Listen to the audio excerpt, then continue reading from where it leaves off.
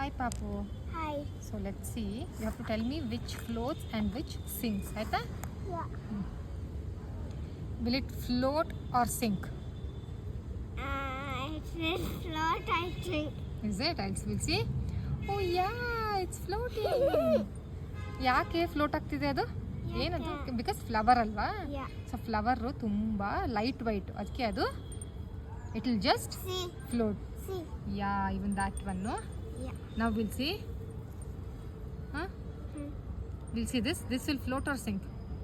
Sink, I think. Yeah, ಇದೇನು seed ಅಲ್ವಾ? Oh, it did sink, no? Yeah. Because it's little heavy. Yeah. Oh, see, that is leaf. It's Leaf. very lightweight, so it will Yeah.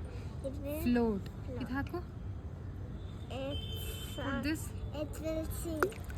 Wow, stone is heavy, that's why it will sink. ಅಲ್ಲ ಮಗ? So float ಯಾವ್ದಾಗುತ್ತೆ, ತುಂಬ light weight ಇರೋದು float ಆಗುತ್ತೆ, heavy ಇರೋದು sink ಆಗುತ್ತೆ ಅಲ್ವಾ?